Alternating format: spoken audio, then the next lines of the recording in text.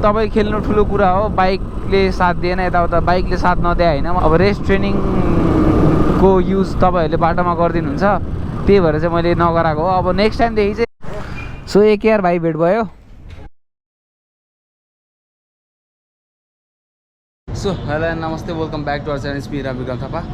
सबैलाई च्यानलमा स्वागत छ। Next vlog. यस म अहिले घरमै छु। म भ्लग बनाउनुभन्दा अगाडि भगवान्लाई ढोक दिइहालौँ।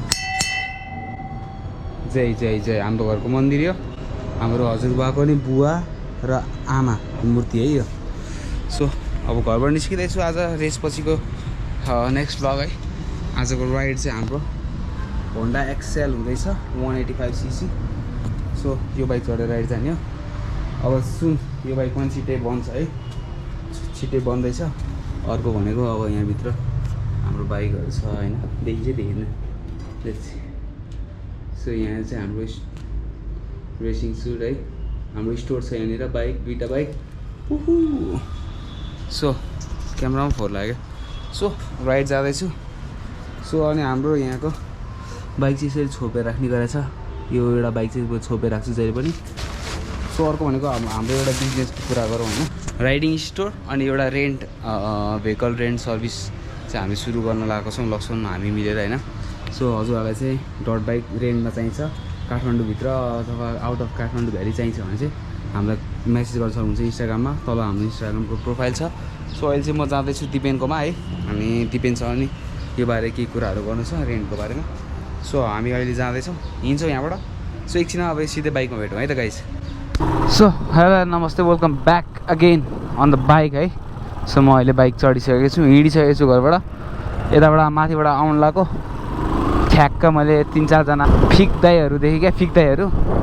अनि फिक दाईहरूको अगाडि पढ्न मन लाग्दैन आफूलाई, त्यही भएर निस्केको। दसैँ कस्तो छ आज, घट स्थापनाको दिन है। हजुरहरूको के भइरहेछ, कसो भइरहेछ? ओ माई गड, ओभरटेकै हान्छ क्या।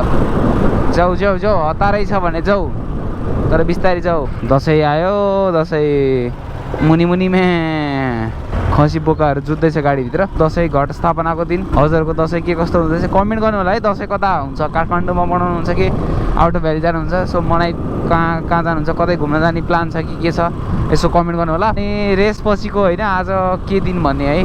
अब रेस पछि आज भिडियो बनाउँदैछु आफ्टर सो लङ। अनि मैले अब रेसको बारेमा भिडियो हाल्दाखेरि चाहिँ मान्छेहरूले अब कमेन्ट गर्नुभयो है, तपाईँ खेल्नु ठुलो कुरा हो, बाइकले साथ दिएन यताउता, बाइकले साथ नदिए होइन। मलाई बाइकले एकदम साथ दिएको थियो, मेरो स्नेल टर्बोले एकदम साथ दिएको गाइस।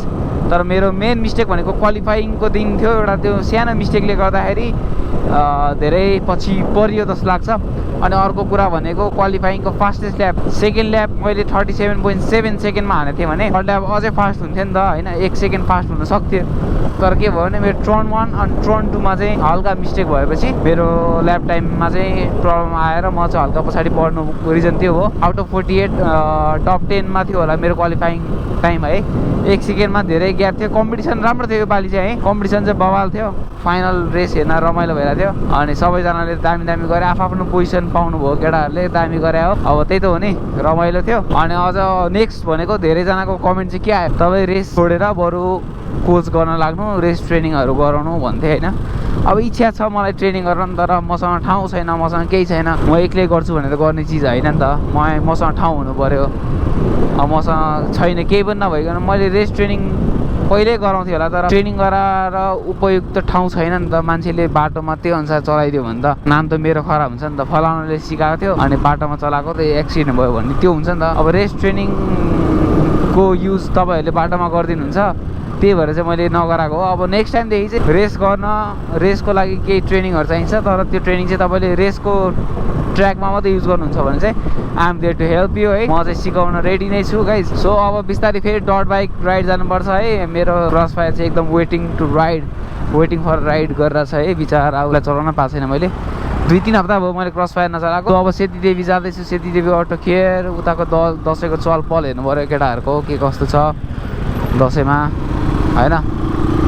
सो जाउँ उतै गएर भेटौँ है त गाइज। ओ पुलिस दाई नमस्ते, हाम्रो रामेश्वर दाई हुनुहुन्छ अगाडि। दाइलाई ठ्याक्क जाममा मैले जिस्काएर क्या, ड्याङ्गा बाइकले हानिदिएको होइन, यस्तो रिसाएर दिइरहेको क्या, को यो मलाई हान्ने भनेर।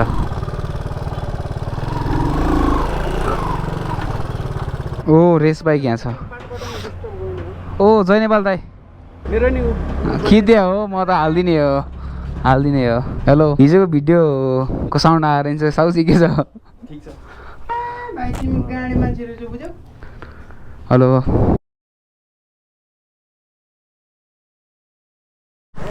सो एक यार भाइ भेट भयो अनि कहाँ कहाँ घुमेर आयो भन न तिम्रो भिडियो आउनु त टाइम लाग्छ अब यहीँ भनिदिइहाल्यो भिउहरूलाई गए बुटोल गए अनि त्यसपछि अनि दाङ गए बर्दिया गए बाटे गए गडी गए नेपालगञ्ज गए मोहननगर गए त्यही हो जस फार वेस्टको जुन यो मेन हाइवे पार्ट चाहिँ हामीले है ल सोरुद्वारी पनि पसे अनि अहिले चाहिँ मेरो राइड चाहिँ अब काठमाडौँमा आएर एन्ड भयो आज चाहिँ एन्ड भयो अब भोलि यो बाइक बुझाएपछि चाहिँ एन्ड करिब त्यही 2022 किलोमिटरको रेन्ज भयो ल रमाइलो गऱ्यौ होइन के अरे तिम्रो भिडियोले चाहिँ अग्रता पाओस् उचाइ पाओस् कलङ्की मात्रलाई त्यही ल कलङ्कीमा भेटौँला भोलि हामी है त ल राइट सेफ